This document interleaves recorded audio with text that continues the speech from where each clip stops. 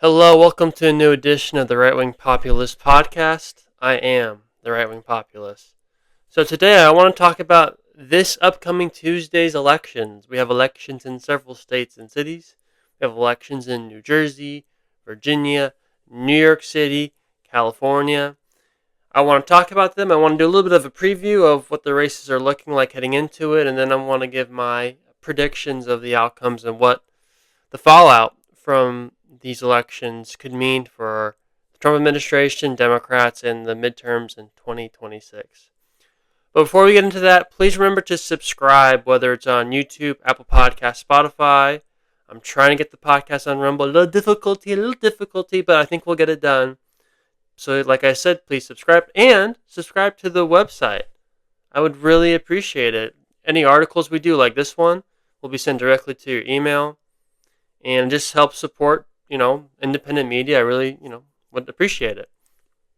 So, like I said, we have several races coming up, and I'm going to read you much of the article, and then we'll delve into the specific races.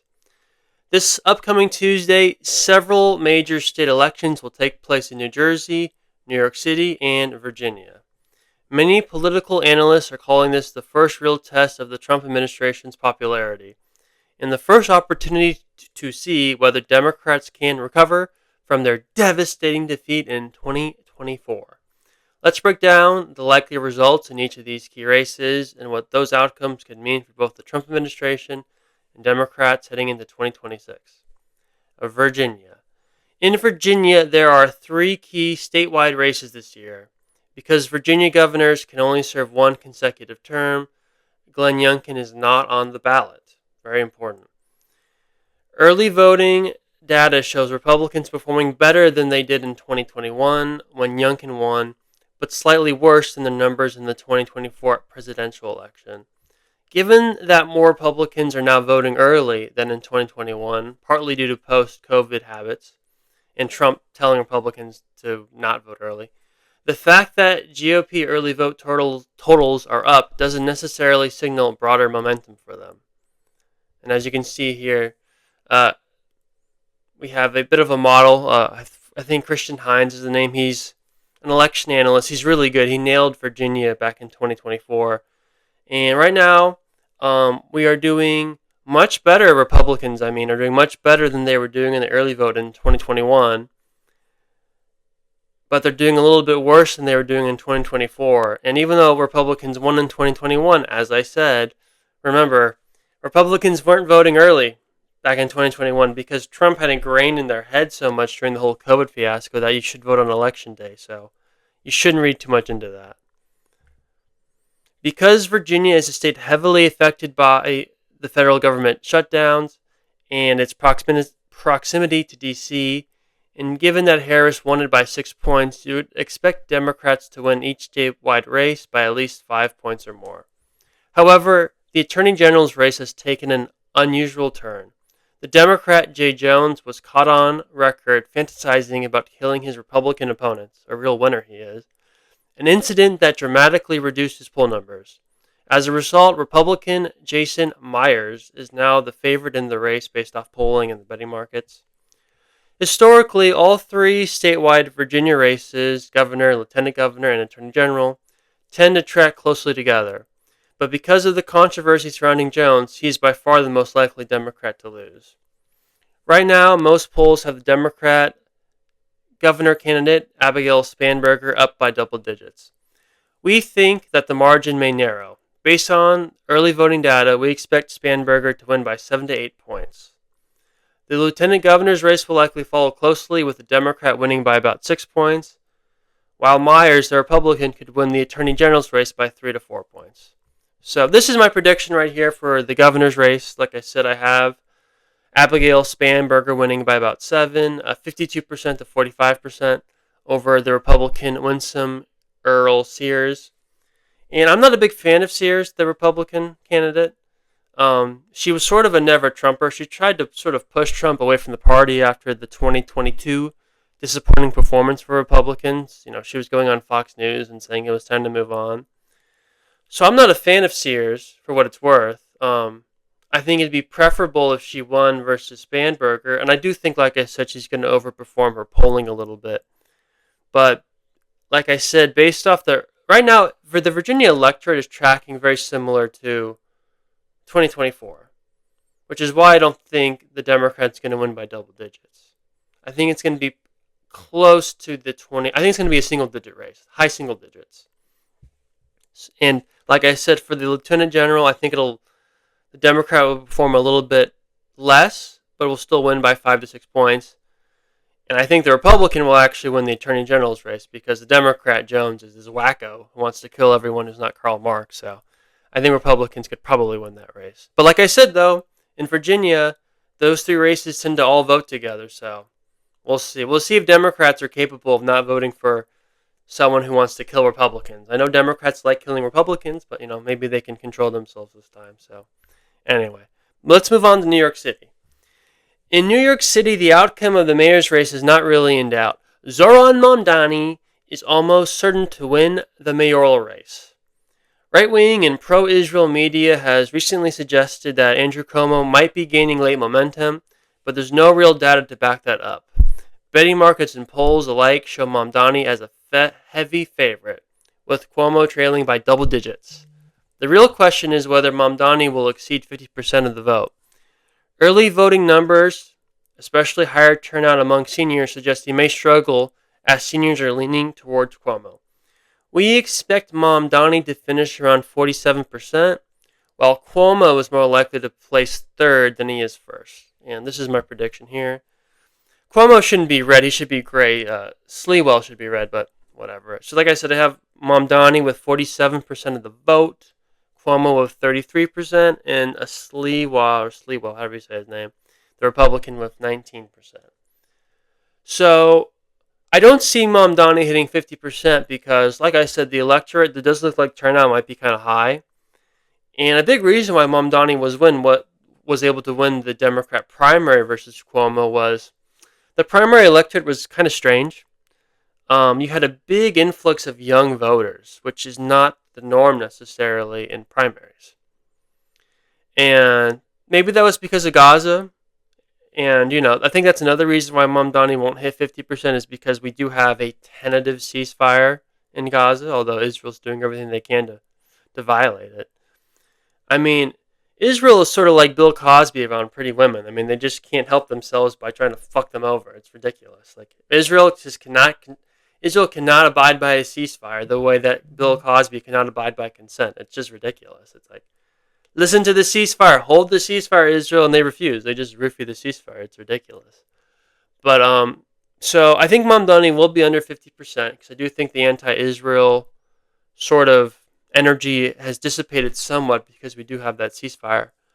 While and also the fact that it does look like seniors are going to be voting at higher rates, which is good for Cuomo. But Cuomo's not going to win.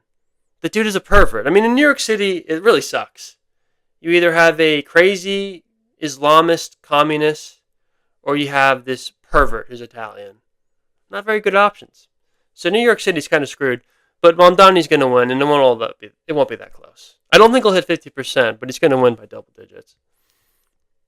Let's talk about California. Governor Gavin Newsom's gamble to push through redistricting in California looks likely to pay off.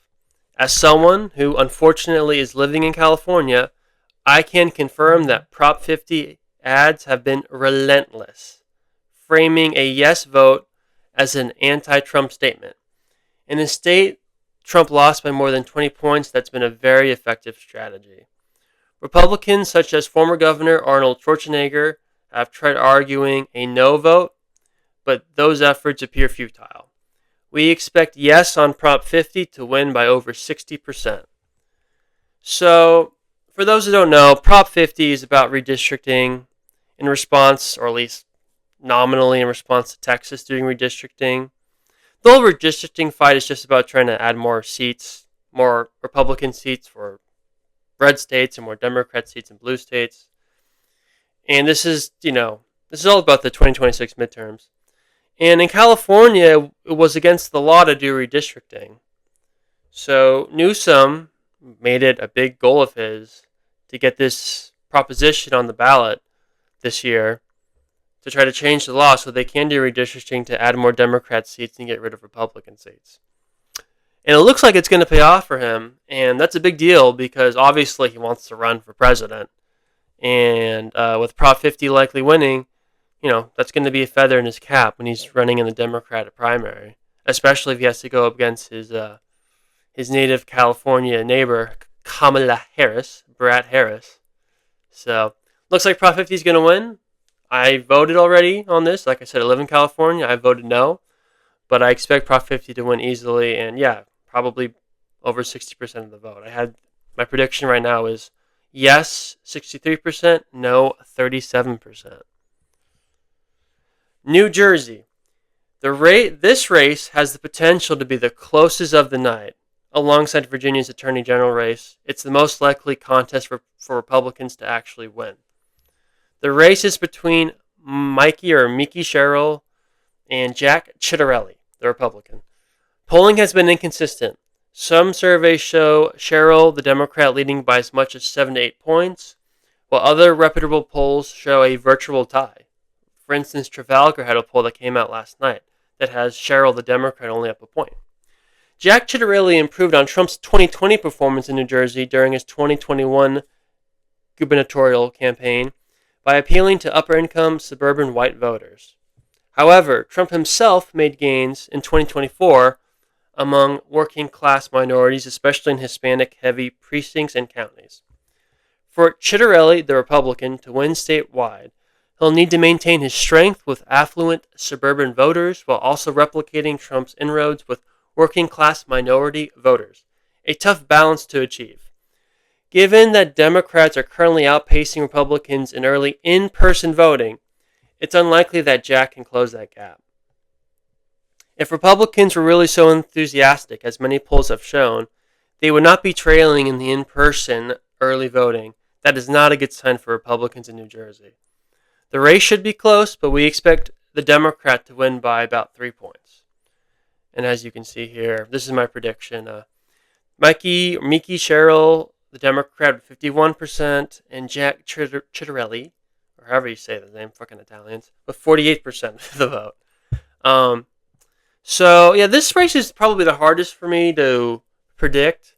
I really want Jack to win. New Jersey is a state that's becoming closer, and I think will become a true battleground state in the coming years.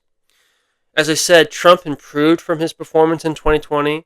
He lost the state by about 16 to Biden in 2020. He only lost it by about 5 in 2024. So there was a 10-point improvement. And Jack Ciattarelli, when he ran for governor the first time in 2021, he also had improved from Trump's 2020 performance, and he only lost by 3. But as I said in the article, both Ciattarelli and Trump improved in different ways. Ciattarelli improved with upper-income suburbanites in New Jersey, while Trump made his improvement with working-class minority groups. A lot of Hispanic-heavy counties and precincts shifted heavily towards Trump. So for Jack Ciattarelli to win, he's going to have to maintain his improvements with upper-income voters while keeping Trump's gains with working-class minority voters. And I just think that's a tall task for him. And considering, like I said, Republicans, as you can see here on the screen if you're watching on YouTube, that right now Republicans are trailing in the in-person early voting. We're not talking about the mail-in. Obviously, Democrats will be leading in the mail-in vote. But the fact that they're also, the Democrats, leading in the in-person early vote, that's troubling. Because I'm not exactly sure Republicans have much of a get-out-the-vote effort for Election Day vote in New Jersey. I'm not sure that exists. So just because of that, honestly, I think the Democrat is favored to win. I could be wrong. Ciattarelli can win. There are a lot of polls that are very reputable, like Emerson College and Trafalgar, that has the race closer than 3 points. But based off the coalitions that Jack Ciattarelli is going to need to overperform with, some of the early voting signs that aren't great, I do think he will lose by about 3 points, as I have here. So we'll see, though. He can win. There's no question. Jack Ciattarelli can win. I would not be shocked, but I would be, a bit surprised. So this is the likely fallout I see happening. Democrats will likely use the results of these elections as proof that Americans are rejecting the Trump administration. They are likely to win all the key races except for the Attorney General's race in Virginia, which comes with an obvious caveat due to the controversy surrounding Democrat Jay Jones. However, if these margins play out as I've predicted, Democrats celebrating too loudly might miss the bigger picture. New Jersey and Virginia are both states that Harris won by roughly 5 to 6 points. If Democrats only match those margins or win by slightly less, that would signal that the country hasn't shifted notably towards them since 2024. Remember, New Jersey, Virginia, and New York City are all Democrat-leaning areas. Democratic victory should always be expected in those places. One caveat, though. It should be noted that Virginia, even when it was a red state, the winner of the governor's races in non-election years have generally been predictive of midterms the following year. So if Democrats win the governor's race easily in Virginia, that could be a bad sign for Republicans for the 2026 midterms. At the end of the day, the real question is the margins. And if these predicted margins hold, the Trump administration will actually be in relatively good shape heading into the midterms. So like I said, as I just read from my article, I do think Democrats will win pretty much all the key races. Probably Republicans are only favored in the Attorney General's race in Virginia because they have the crazy Republican serial killer on the ballot. And because of that, Democrats, the media, they're going to say this is the sign that America is rejecting Trump. They're rejecting Trump. And look, Trump has not been perfect. The administration has not been perfect. He needs to be more focused on domestic policy. Right now, he only wants to, fly overseas to Japan and, to pick up emo girls or anime girls for Barron, I guess. I don't know. I don't know what he's doing there. So if Democrats, win all the key races, it will, the media is going to play that off as a big loss for the Trump administration. But as I said in the article, let's keep in mind, all these states and cities and California, obviously, these are blue areas. Democrats should win the races. The question is the margin. And if Virginia, the results are pretty much what the presidential election was, and in New Jersey, Jack Ciattarelli overperforms Trump from his 2024 performance, that would mean that the country hasn't shifted left, and that would be a good sign for Republicans. Again, there's a caveat that it is true that the Virginia race in governor is generally predictive of which party wins the midterms. So even if Republicans don't see a dramatic loss in their margin in Virginia, them still losing may just be a bad sign just based off history. So, that should be remembered. But at the end of the day, if the Virginia governor's race is only a 7-8 point race, that's pretty much in line with the 2024 results, so that wouldn't be a terrible sign for the Trump administration. So, anyway, folks, that's my breakdown for all the races, the key races, this coming Tuesday. We'll see. I'm really curious. This is one of the first times I have my predictions on record for elections. We'll see if I'm right or not. I'm looking forward to it. So yeah, that'll be it for today, folks. Again, please remember to subscribe, whether it's on YouTube, Apple Podcasts, or Spotify. I hope you have a good rest of your day, folks. Bye-bye.